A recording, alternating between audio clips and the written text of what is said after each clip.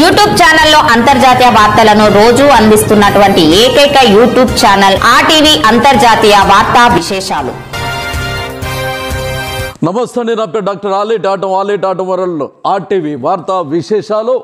ప్రతి అక్షరం ప్రజల పక్షమంటూ ప్రజాశక్తి దినపత్రికకు సంబంధించిన ఒక చక్కటి సంపాదకీయం. ఎడిటోరియల్ సబ్జెక్టు జర్నలిస్ట్ అనే సబ్జెక్టు మీద మనం ఇప్పుడు అనాలిసిస్ చేద్దాం. శంఖ చక్ర యుగంబు జేదోయి సెరికింజెప్పుడు శంఖ చక్ర యుగంబు జేదోయి సంధింపడే పరివారంభును అనేది గజేంద్ర మోక్షంలో ఒక శ్లోకం.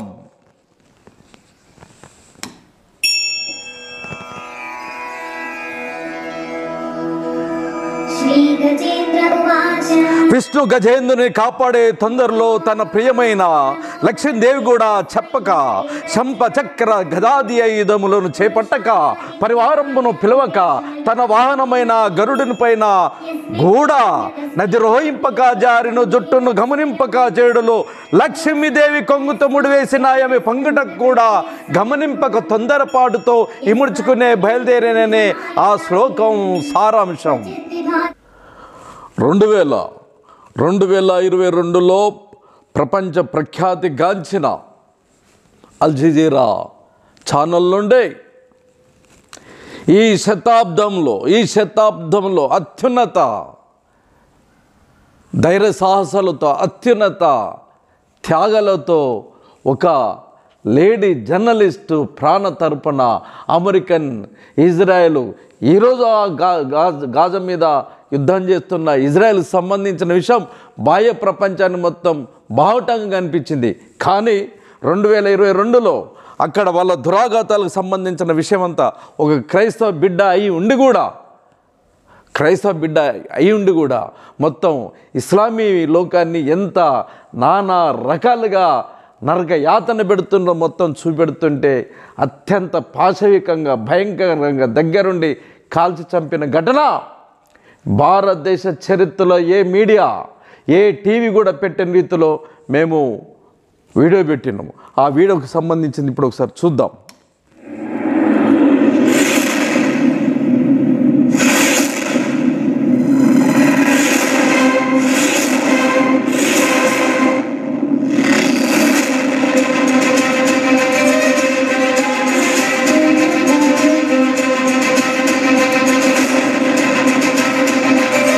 అమెరికా ఇజ్రాయెల్ చోటకు నెత్తటి తారైన పాలస్తీనా జర్నలిస్ట్ సిరీన్ అబూ అక్లే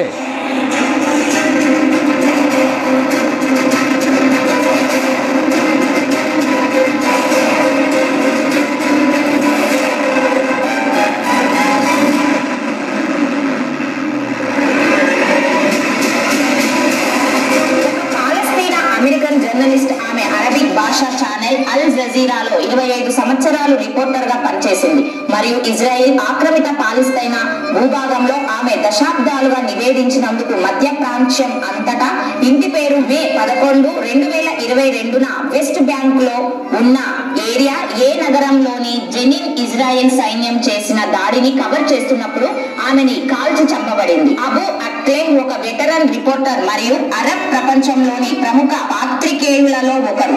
ఆమె కెరీర్ లో ప్రధాన పాలస్తీనియన్ సంఘటనలపై నివేదించడంతో పాటు ఇజ్రాయేలీ రాజకీయాలను విశ్లేషించడం కూడా ఉంది. ఆమె టెలివిజన్ రిపోర్టర్ గా మరియు విభిన్నమైన సైన్ ఆఫ్ లు బాగా ప్రసిద్ధి చెందాయి మరియు ఆమె అనేక ఇతర పాలస్తీనియన్లు మరియు అరబ్బులను జర్నలిజంలో వృత్తిని కొనసాగించడానికి ప్రేరేపించింది. అబూ అక్లే జెరూసలేంలో జనవరి 3, 1971న బెత్లెహేమ్ కు చెందిన పాలస్తీనా క్రైస్తవ కుటుంబంలో జన్మించారు. ఆమె న్యూజెర్సీలో నివసించే తన తల్లి కుటుంబ సభ్యుల ద్వారా యుఎస్ పౌరసత్వాన్ని పొందుతూ యునైటెడ్ స్టేట్స్ లో గడిపింది. వాస్తవానికి విష్ణు అలా వెళ్ళాడో లేదో మనకు తెలియదు. కానీ ఏదైనా ఒక సంఘటన జరిగిందని తెలిసిన మరుక్షణమే ఆగ మేఘాల మీద ఆ సంఘటన స్థలికి చేరుకునేవాడు జర్నలిస్టు, కలం పట్టిన సైనికుడు జర్నలిస్టు, కలం పట్టిన కెమెరా పట్టిన బాధితుల పక్షాన నిలుస్తాడు, అక్షరాలను తూటల్లా పేలుస్తాడు, విధి నిర్వహణలో తన ప్రాణాలు సైతం ఫనంగా పెడతాడు. విత్తును మెలుకెత్తించడానికి రైతు ఎంత కష్టపడతాడో ఒక వార్తను ప్రపంచానికి తెలియజెప్పడానికి ఒక జర్నలిస్టు అంతే శ్రమ పడతారు. ఒక్కోసారి సర్వశక్తులు ఒడ్డి పోరాడతాడు. రైతుల బతుకు పోరాటం అయితే జర్నలిస్టుది మంచిని బ్రతికించాలనే ఆరాటం. ఆ ఆరాటంలో అసూలు బాసిన ఈ వీరనారి జర్నలిస్టును ఒకసారి చూద్దాం.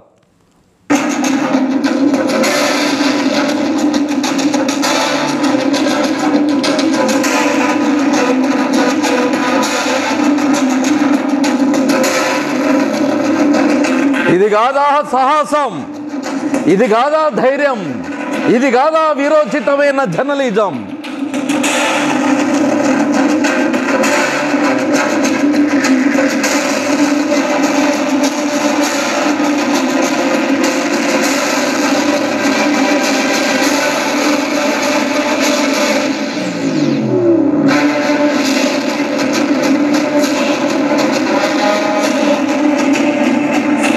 బంగారు తల్లి అనీనాలోని సెకండరీ స్కూల్లో చదివారు. ఆ తర్వాత ఆర్కిటెక్చర్ ను అధ్యయనం చేయడానికి Jordan university of science and టెక్నాలజీలో మెట్రికులేట్ చేశారు. కానీ ఆ వ్యాపారాన్ని కొనసాగించకూడదని నిర్ణయించుకున్నారు. బదులుగా ఆమె జోర్డాన్ లోని యార్మౌత్ విశ్వవిద్యాలయానికి బదిలీ చేయబడింది. దాని నుండి ఆమె పట్టాభద్రురాలయ్యింది. ప్రింట్ జర్నలిజం లో బ్యాచిలర్ డిగ్రీతో గ్రాడ్యుయేషన్ తర్వాత అబు అక్లెహ్ వాయిస్ ఆఫ్ పాలస్తీనాకు పాత్రికేయునిగా పనిచేశారు.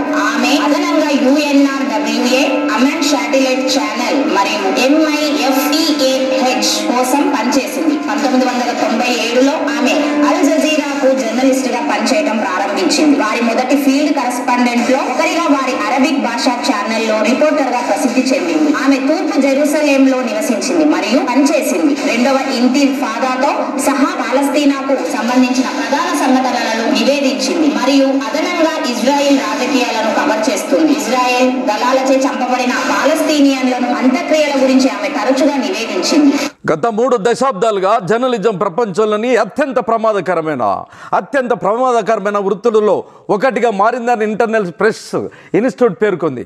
ఈ కాలంలో విధి నిర్వహణలో 1600 మంది జర్నలిస్టులు మరణించారని యునెస్కో నివేదిక వెల్లడించింది.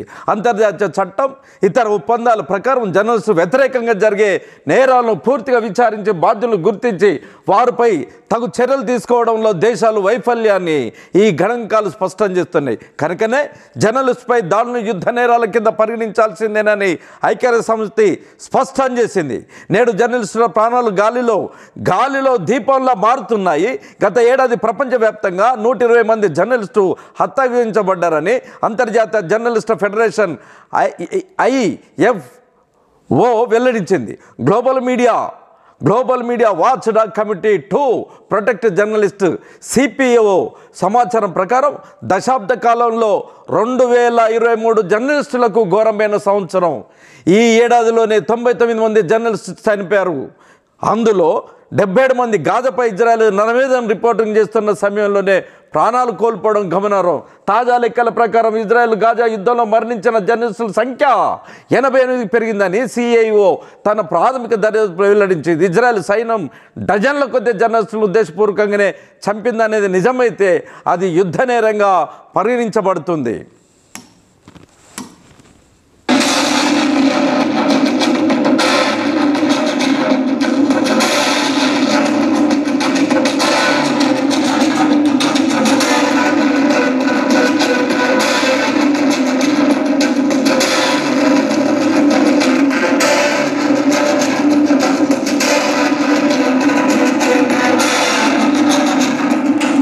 ఏమి రాజాసం. అనేక ఇతర పాలస్తీనియన్లు మరియు అరబ్బులు పాత్రికేయులుగా మారడానికి ప్రేరేపించింది. ఆమె లైవ్ టెలివిజన్ రిపోర్టింగ్ మరియు విభిన్న సంకేతాలు ముఖ్యంగా ప్రసిద్ధి చెందాయి. ఆమె మరణం తరువాత ది న్యూయార్క్ టైమ్స్ మరియు NPR రెండు ఆమెను పాలస్తీనియన్లలో ఇంటి పేరుగా అభివర్ణించాయి. టైమ్స్ ఆఫ్ ఇజ్రాయెల్ ఆమెను అరబ్ మీడియా యొక్క అత్యంత ప్రముఖ వ్యక్తులలో ఒక అనుభవ అనుభవజ్ఞుడైన జర్నలిస్ట్. BBC ఆమెను వీక్షకులు మరియు సహోద్యోగులు విస్తృతంగా పిలుస్తారు మరియు మెచ్చుకున్నట్లు వివరించింది. అబు అక్లే 2022లో చంపబడే వరకు అల్ జజీరాతో ఆమె పాత్రలో కొనసాగింది. ఆమె మరణించే సమయంలో ఆమె ఇజ్రాయెల్ మీడియాలోని కథనాలను బాగా అర్థం చేసుకోవడానికి హిబ్రూ చదువుతోంది మరియు ఇటీవల డిజిటల్ మీడియాలో డిప్లొమా పొందింది. బైబిల్ మనం చదువుతున్నప్పుడు ఆదిమ హిబ్రూ పరిభాషలో అది ప్రచురించబడినట్లు మనకు ముందు పీఠికల్లో ఉంటుంది అన్నట్టు.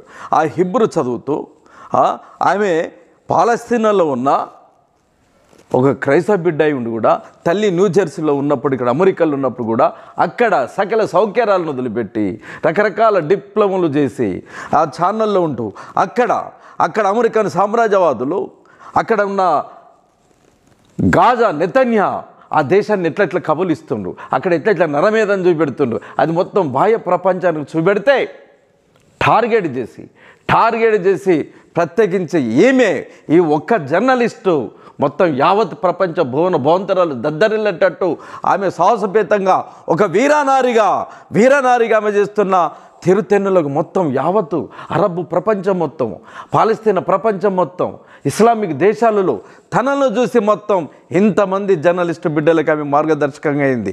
ఆమె చనిపోతే ఆ చావుతో కూడా ఆమె స్ఫూర్తిదాయకంగా నివాళులు అర్పిస్తూ కొత్తగా జర్నలిజం వచ్చిన వాళ్ళందరికీ దిక్చూసిగా తారగా వెలుగొందిన ఆ బంగారు తల్లి సంబంధించిన సమాచారం ఇంకా చూడండి.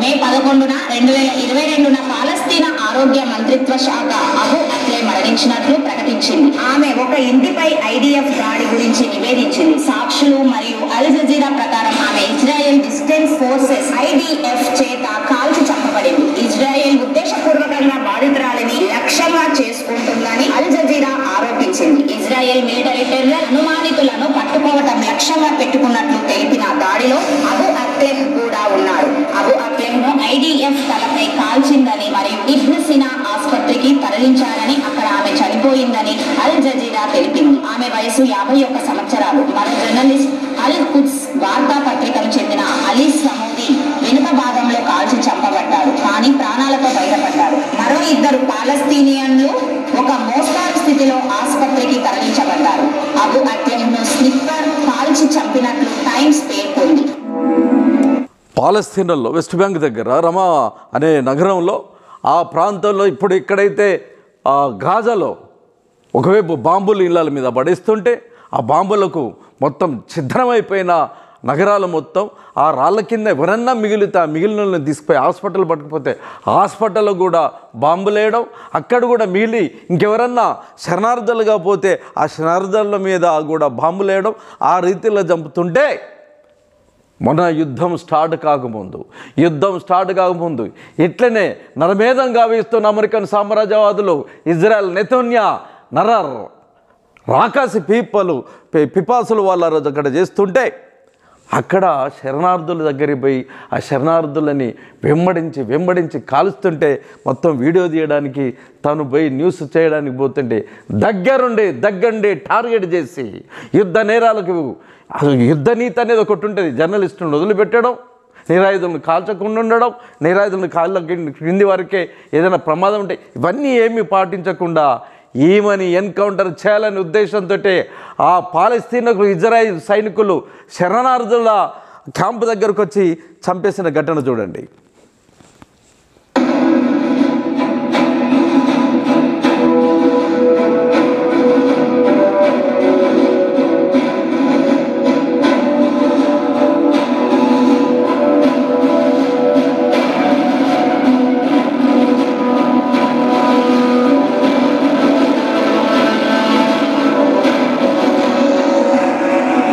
అక్కడే ఆ శరణార్థుల క్యాంపు దగ్గరనే కాల్చేసిండు. ఉడికిపోయింది మొత్తం పాలస్తీనా. యావత్ ప్రపంచం, వార్తా ప్రపంచం, మాధ్యమము, మీడియా ప్రపంచం మొత్తం, మీడియా జగత్తు మొత్తం ఇది చేసింది. వెస్టర్న్ యూరోప్ కంట్రీకి సంబంధించిన వాళ్ళంతా ఆ వీరనారి జర్నలిస్టులకి నివాళులు అర్పేయడానికి మొత్తం హిందూ, ముస్లిం, క్రైస్తవులు ఒక్కరని కాదు, మొత్తం అన్ని రకాల జనాలు వచ్చి ఏమి నివాళి.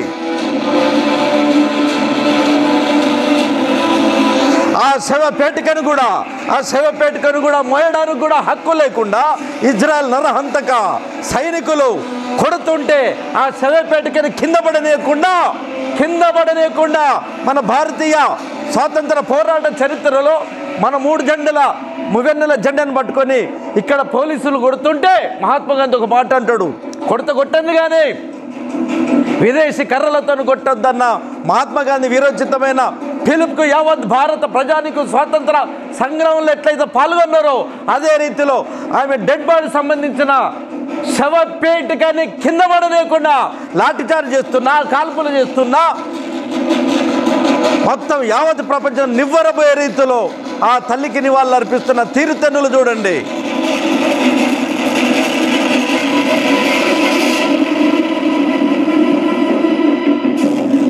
యావత్ క్రైస్తవ ప్రపంచ ప్రజానికమా ఒక్కసారి ఆలోచించండి.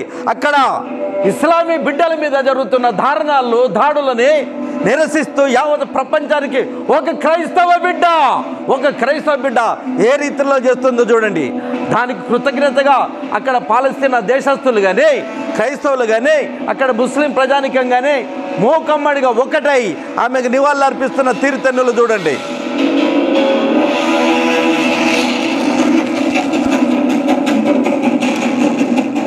Number 12.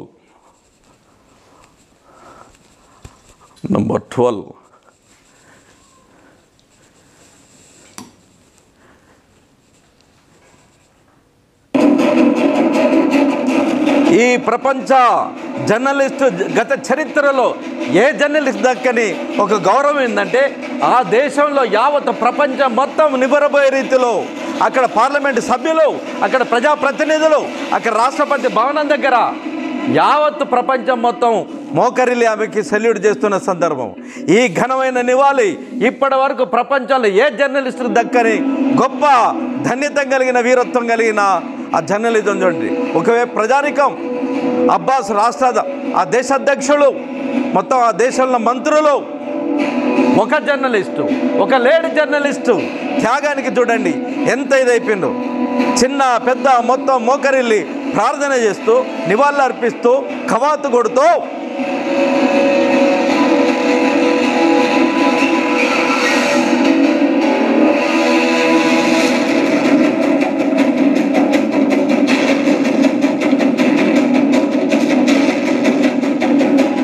సలసలసల మరుగుతుంది అమెరికన్ సామ్రాజ్యవాద నరహత్యలకు, జర్నలిస్టుల హత్యలకు. రోమాలు నిక్కబడుస్తున్నాయి. వీరత్వం ఆపాదించుకోండి జర్నలిస్టులారా. దేశభక్తులు కాదు, ప్రపంచ భక్తులం కావాలా. ఎక్కడే మానవ జాతికి, ఎక్కడే పీడిత వర్గానికి, ఎక్కడే శ్రామిక వర్గానికి, ఎక్కడే మైనార్టీ వర్గానికి ఎక్కడ నరమేధం జరిగినా నరహంతకులని తరిమి కొట్టే రీతిలో మన మాటలు, మన చేతలు, మన రాతలు తూటలాగా పేలాల.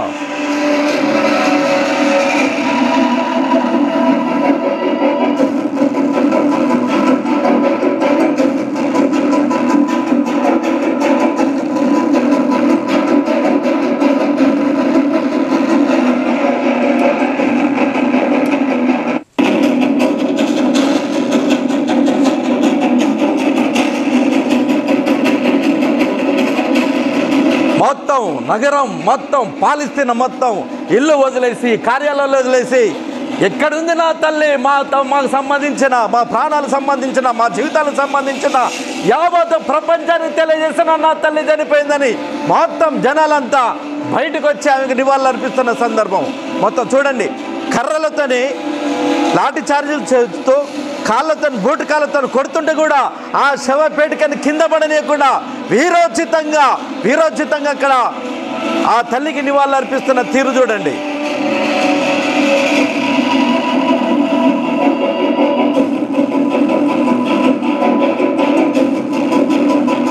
ఎవరికి దక్కుద్ది ఈ జర్నలిజం జీవితం? ఇంత తాగనీతి గల జీవితం, ఇంత వీరోచితమైన జీవితం, ఇది కాదా మానవ జాతికి?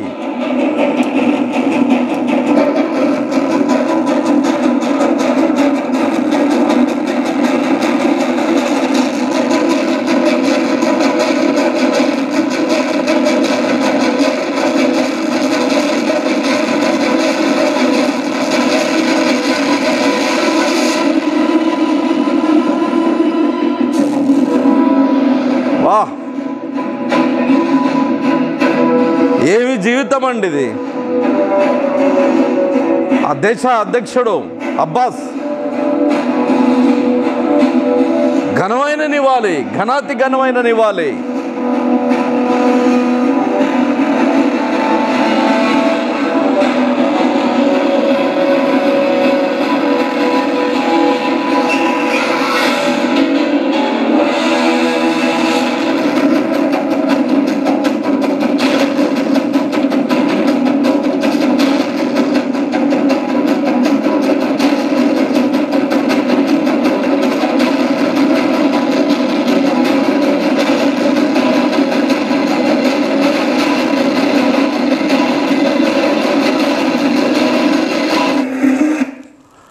చూసిందండి అక్కడ మీరు మొదట కానీ ఇంట్రోకి సంబంధించి చివరి కానీ సుత్తి కొడలు పట్టుకొని పాలస్తీనాలో అక్కడ కమ్యూనిస్ట్ పార్టీ ఉండి, వామపక్షాల పార్టీలు ఉండి, అక్కడ స్వాతంత్రం తీసుకురావడానికి, గాజా నుండి విముక్తి చేయడానికి అమెరికన్ సామ్రాజ్యవాదుల దుర్మార్గాన్ని ఎండగొట్టి మొత్తం యావత్ ప్రపంచాన్ని తెలియజేసే రీతిలో వీరోచితమైన పోరాటం కమ్యూనిస్టులు చేస్తుంటే, ప్రక్కనే ఆఫ్ఘనిస్తాన్లో కమ్యూనిస్టులు అక్కడ రష్యాతోటి చెలిమితోటి అక్కడ సోషలిస్టు దేశ నిర్మాణం చేస్తుంటే, విద్యార్థుల్ని అరబ్బులో తాలిబాన్లు అంటారు, అమెరికన్ సామ్రాజ్యవాదులు ఆఫ్ఘనిస్తాన్లో సోషలిస్టు ఆఫ్ఘనిస్తాన్ని కమ్యూనిస్టుల దేశం నుండి, రాజ్యం నుండి చీల్చి చెండాడాలనే ఉద్దేశంతో తాలిబాన్ పిల్లలకి డబ్బులు ఇచ్చి, మాదక ద్రవ్యాలు డ్రగ్స్ ఇచ్చి, ఆయుధాలు ఇచ్చి, టెర్రరిస్ట్ శిక్షణ ఇచ్చి ఆ దేశాన్ని ఎట్లయితే కూల్చేసిండ్రో, అట్లనే హమాస్ అనే సంస్థని మొదట అమెరికన్ సామ్రాజ్యవాదులు నెతన్యానికి సంబంధించిన ఇజ్రాయెల్ వాళ్ళే డబ్బులు ఇచ్చి, ఆయుధాలు ఇచ్చి, పామును పెంచిన తర్వాత కమ్యూనిస్టుల మీద ఊచకోత కోయడానికి హమాస్ని తిరుగుబాటుదారులను తయారు చేసిన తర్వాత వారిలో జ్ఞానోదయం కలిగే నా దేశాన్ని మేము రక్షించుకుంటాం. అమెరికన్ సామ్రాజ్యవాదుల బిన్ లాడెన్ ఎట్లయితే తిరగబడ్డాడో, హమాస్ కూడా తిరగబడ్డ తర్వాత దాన్ని హమాస్ని తుది ముట్టించేందుకే ఈరోజు అమెరికన్ సామ్రాజ్యవాదులు, నెతన్యా, ఇజ్రాయెల్ వాళ్ళ దగ్గర ఉన్న ఆయుధాలను ప్రయోగశాలగా అక్కడ మానవ జాతి ఎవరైతే అక్కడ ఉన్నారో, పేద ప్రజానికం, ముస్లిం ప్రజానికం ఉన్నారో, ఆ ప్రజానికం మీద బాంబులేసి ఎట్లెట్లా కాలుతున్నాయని ఆ శరీరాలు కాలి బూర్ది బొగ్గైతే ఆ బొగ్గులను నంచుకొని తింటున్నా యుద్ధోన్మాదులు అమెరికన్ సామ్రాజ్యవాదులు, ఆ సామ్రాజ్యవాదులకి సంకనబట్టిన మోడీ నరహంతక పరిపాలన పద్ధతుల విదేశాంగ విధానాన్ని ఖచ్చితంగా అర్థం చేసుకోవాలా, దాన్ని ఖండించాలా. దేశ పరువు ప్రతిష్టలు మంటగలుపుతుంటే ఈ పరువు ప్రతిష్టలను నిలపాలంటే ప్రపంచవ్యాప్తంగా శాంతి కపోతంగా ఉన్న భారతదేశ మనగడని భవిష్యత్తులో కనిపించాలంటే ఓటర్ మహాశయులారా, బీజేపీని ఓడించడమే వీటన్నిటికీ పరిష్కారం. గాజాపై ఇజ్రాయెల్ దాడి లాంటిదే భారతదేశంలో మైనారిటీలు, జర్నలిస్టులు, మేధావులపై నిరంకుశ దాడి జరుగుతుంది. మోడీ నేతృత్వంలో బీజేపీ ప్రభుత్వం వందలాది జర్నలిస్టులపై దేశద్రోహం ఉపా చట్టం కేసులు పెట్టింది. న్యూస్ క్లిక్ పోర్టల్పై కేసులు నమోదు చేయించింది. అందులో పనిచేసే జర్నలిస్టులపై దేశద్రోహం కేసులు పెట్టించింది. పెగాసిస్ స్పైవేర్తో 40 మంది జర్నలిస్టులపై కేంద్రం పెట్టిన నిఘా కూడా బయటపడింది. అనేక మంది ఎఫ్ఐఆర్ నమోదు చేశారు. అనేక మంది మహిళా జర్నలిస్టులపై, వారి కుటుంబ సభ్యులపైన, వారి ఇళ్లపైన భౌతిక దాడులు చేసినట్లు గణాంకాలు చెప్తున్నాయి. వరల్డ్ ప్రెస్ ఫ్రీడమ్ ఇండెక్స్లో భారతదేశం 2020లో 180 దేశాల్లో 142వ స్థానంలో ఉంటే 2023లో అది 161 స్థానంగా దిగజారింది. ఇది మోడీ ప్రభుత్వంలో మీడియాకు దక్కిన గౌరవం. ప్రజాస్వామ్యానికి 4వ స్తంభమైన మీడియా ఎంతగా నరుగుతున్నారో కేంద్ర ప్రభుత్వం వైఖరిని చూస్తేనే అర్థమవుతుంది. యుద్ధ రంగంలో నిలబడి కవిత్వంలో రాయబడడం గొప్ప ఆనందాన్ని ఇస్తుందంటాడు కవి. నిరంకుశత్వం పెరిగిన కొద్దీ జర్నలిస్టుల కలం కెమెరా కూడా తన వాడి పెంచుతుందే తప్ప వెనకకు తగ్గదు. తెలంగాణ రాష్ట్రంలో ఈ బిడ్డ తులసి చంద్ బిడ్డ అభ్యుదయ భావజాలంతో ఓ చక్కటి విశ్లేషణాత్మకంగా ఎప్పటికప్పుడు ఆధారాలతోటి ఈ బిడ్డ చేస్తుంటే ఏమని చంపడానికి, ఏమని బూతులు తిట్టుతూ, ఏమని వేధిస్తున్న తీరుతెన్నులో తెలంగాణలో జరుగుతున్న ఘోరం. మహువా ఛానల్ అంటూ చక్కటి విశ్లేషణాత్మకంగా సీనియర్ జర్నలిస్ట్ అయిన ఈ వనిజానే ఈ బంగారు తల్లితో పాటు ఉన్న మిగతా సహచరులు కూడా అసలు జర్నలిజం చేయకుండా బూతులు తిడుతూ వీళ్ళెంబడబడుతూ వీళ్ళను కూడా చంపాలని తెలంగాణ ప్రాంతంలో జరుగుతున్న మతోన్మాదుల దాడులకు వీళ్ళంతా ఒక ప్రత్యక్ష సాక్ష్యం. ఉస్మానియా యూనివర్సిటీలో ప్రొఫెసర్ నాగేశ్వర గారు మీకు జగమెరిగిన మేధావి. ఈ తండ్రి అభ్యుదయ భావజాలంతో నిష్పాక్షపాక్షంగా ప్రపంచంలో ఏ ఘటన జరిగినా అద్భుతమైన రీతిలో తన మేధస్సు ఒక కంప్యూటర్ లాగా ఇప్పటికప్పుడు జరుగుతున్న విషయాలంతా యావత్ తెలుగు ప్రజానీకానికి తెలియజేస్తున్న గొప్ప మానవతావాది. మహోన్నతమైన ఈ మేధ సంపదను కూడా తట్టుకోలేక మతోన్మాదులు తనను కూడా చంపడానికి హిట్ లిస్టులో పెట్టడం, ఆయన తలకాయ కూడా ఖరీదు కడితే డీజీపీ దగ్గరికి పోయి అత్యంత ధైర్య సాహసాలతోటి జర్నలిజాన్ని బ్రతికిస్తున్న జర్నలిస్ట్ విభాగ అధిపతి ప్రొఫెసర్ నాగేశ్వరరావు గారు. ఆంధ్రప్రదేశ్లో శ్రీకృష్ణ అనే ఆంధ్రజ్యోతి రిపోర్టరు అతను వీడియో తీస్తుంటే అక్కడ వైఎస్ఆర్పి పార్టీ వాళ్ళు అక్కడ సాక్షాత్తు పెద్దలు ఆ రాష్ట్రాన్ని నిలుతున్న మంత్రులు వాళ్ళందరి ముందు పిడిగుద్దులతోటి కర్రలతో అత్యంత దుర్మార్గంగా కొట్టి చంపే రీతిలో ప్రయత్నం చేయడం.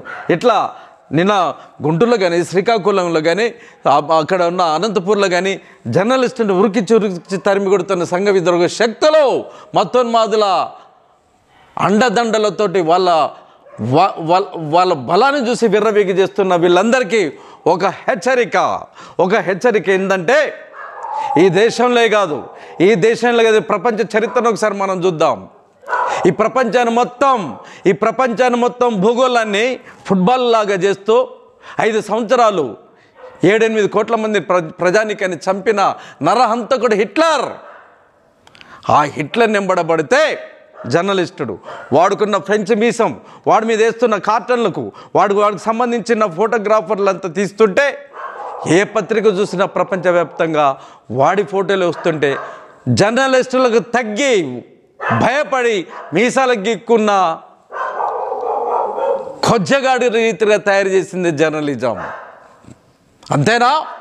భారత స్వాతంత్ర సంగ్రామ చరిత్రలో వీరోచితంగా ఒకవైపు పోరాటాలు జరుగుతుంటే వీర తెలంగాణ విప్లవ సాయుధ పోరాటం జరుగుతున్న ఇక్కడ నా ఖమ్మం జిల్లా నా ఊరు బిడ్డ సోయబ్ అలీ ఖాన్ వీర తెలంగాణ విప్లవ సాయుధ పోరాటాలు కమ్యూనిస్టుల త్యాగాలను గురించి కీర్తిస్తూ నిజాం నవాబు సర్కారు వాళ్ళ కాసిం రజీకి సంబంధించిన నైజాము నవాబు పరిపాలన, ఇస్లామిక్ పరిపాలన అందరూ అంటూ ఉంటారు కదా, హిందూ ముస్లింకి ఘర్షణ అంటారు కదా. సర్వశుద్ధాబద్ధం సోయబ్ అలీ ఖాన్ ఎర్రజెండా బిడ్డ వీరోచితంగా వార్తలు రాస్తుంటే 2 చేతులు నరికేసిన వీరత్వం కలిగిన ఈ ఎర్రని గడ్డ, తెలంగాణ గడ్డ, కమ్యూనిస్టుల గడ్డ గత ప్రభుత్వము జర్నలిస్టుల్ని ఎన్ని అరిసెరలు పెట్టి జైలపాలు చేసి ఇళ్ళ మీద దాడులు చేస్తే ప్రభుత్వమే కూలిపోయింది జాగ్రత్త. ఈ దేశంలో బోఫర్స్ కుంభకోణం జరిగితే తనకంటే తన తల్లి కంటే తన తాత కంటే ఎక్కువ పార్లమెంట్లో సీట్ వచ్చినట్టు ఇప్పుడు పార్లమెంటు సీట్లు విర్రవేగుతున్న మతోన్మాద పాలకులారా ఖబర్దార్. మీకులాగానే బోఫర్స్ కుంభకోణానికి సంబంధించిన విషయంలో యావత్ భారతదేశం కుతకుతలాడుతుంటే ఎప్పటికప్పుడు దానికి సంబంధించిన సమాచారం జర్నలిస్టు ఇది చేస్తుంటే పార్లమెంటు భవన్లో సమావేశాలు పెట్టకుండా రాజీవ్ గాంధీ అండోమాన్ నికోబార్ దీవుల్లో జర్నలిస్టులు భయపడి పెట్టించిండ్రు. అంత శక్తి, అంత యుక్తి, అంత పవర్ఫుల్. ప్రజాస్వామ్యం అంటే ఏంటిది? స్వేచ్ఛ స్వాతంత్రం అంటే ఏంది?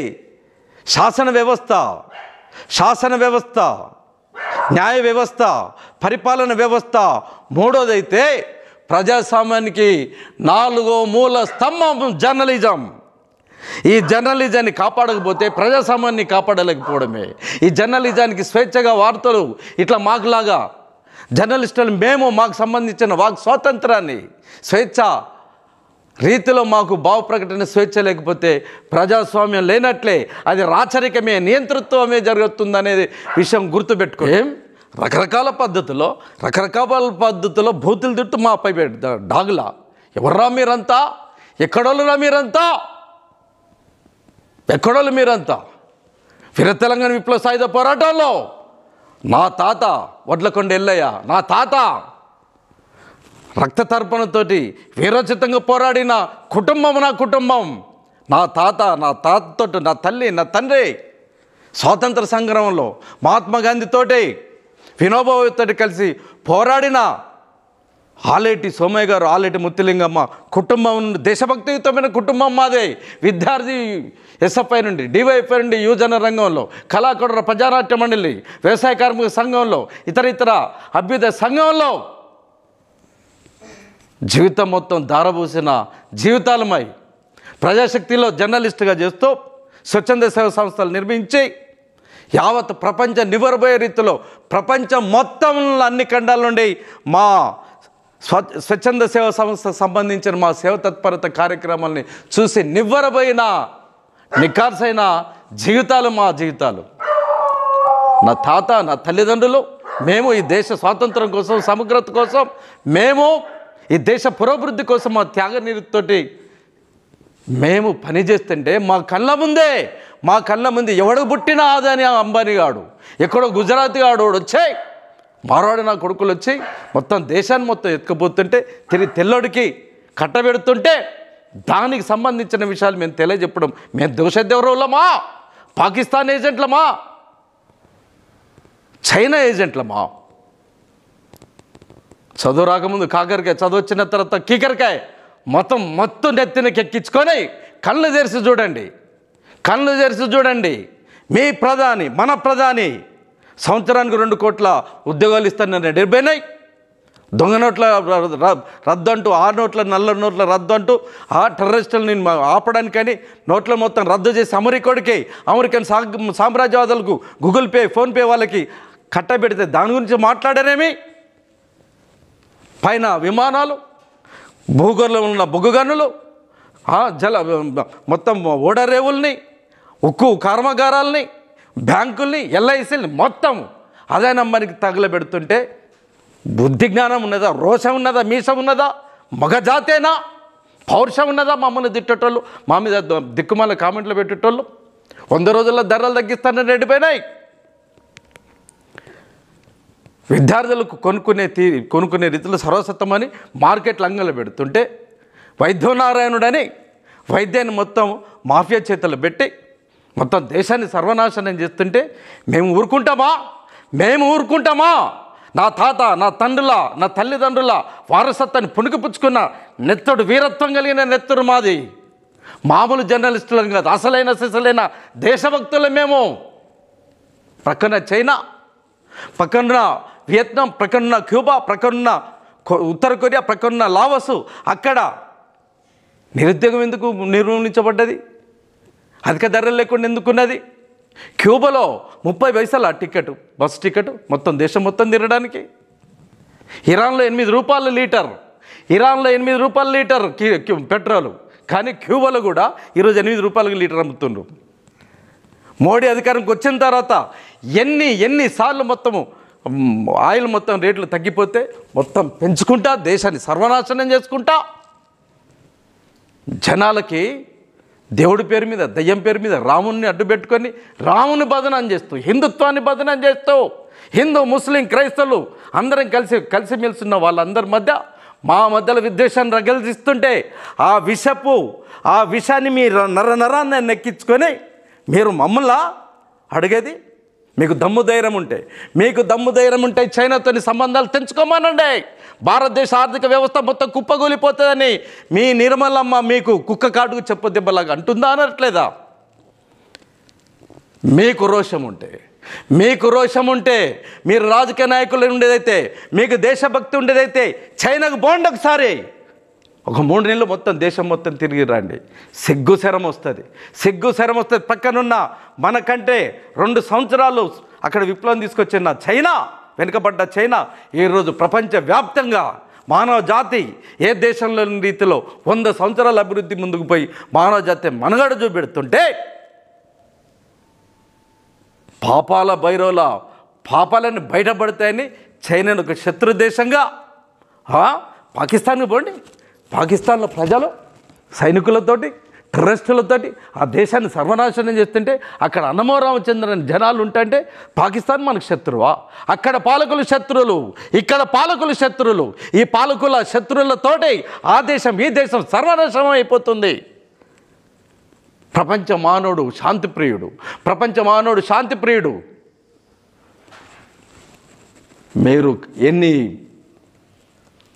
రకాలుగా మమ్మల్ని టార్చర్ పెట్టినా, మా మానసికంగా మమ్మల్ని ఇది చేయాలన్నా, రాని వస్తే రాని, కష్టాలు నష్టాలు కోపాలు తాపాలు శాపాలు వస్తే రాని అన్న మహాకవి శ్రీశ్రీ పద్యాలతో మొత్తం నరాన్ని ఎక్కించుకున్న దేశభక్తియుతమైన ఎర్ర జెండా బిడ్డలం మేము. నువ్వు ఆర్టిస్టువేనా జర్నలిస్టువేనా? ముందు నువ్వు కమ్యూనిస్టు కావాలంటాడు మహాకవి శ్రీశ్రీ. ఎర్రని జెండా బిడ్డలం కమ్యూనిస్టులం. మీ ఉడత చప్పుళ్లకు మేము భయపడేటోళ్ళం కాదు. ఖబర్దార్. కుక్క చచ్చుడు కన్నా వీరత్వం ఆపాదించుకున్న జర్నలిస్టుగానే చేస్తాం. వీరత్వం ఆపాదించుకుంటాం. ఈ దేశాన్ని కాపాడుతాం, మతోన్మాదాన్ని కాపాడుతాం. హిందూ ముస్లిం ఐక్యతతోటి, దేశ పురోభివృద్ధితోటి, ఈ దేశంలో శాంతి సౌభ్రతలతోటి సోషలిజం వచ్చే రీతిలో ఒకడు పెట్టుబడిదారుడు ఆదాని అంబానీ పేదోడు లేకుండా అందరు సమానమైన రీతిలో మా ప్రాణం ఉన్నంత వరకు మేము ముక్కలు అవుతున్న ఈ దేశాన్ని ముక్కలు కానివ్వకుండా మా దేశాన్ని కాపాడుతాం. ఈ దేశాన్ని కాపాడుతాం. అసలైన సిసలైన దేశభక్తులను స్వాతంత్ర సంగ్రామంలో పాల్గొన్న కుటుంబం దగ్గర మొదలు పెడితే వీర తెలంగాణ విప్లవ సాయుధ పోరాటక నాయకత్వం వహించిన మా మహానాయకుడు పుచ్చలపల్లి సుందరయ్య బిడ్డలం. ఇది సమాజ స్థాపన కోసం RTV న్యూస్. ఈ వీడియో మీకు నచ్చినట్లయితే లైక్ చేయండి, షేర్ చేయండి, సబ్స్క్రైబ్ చేయండి.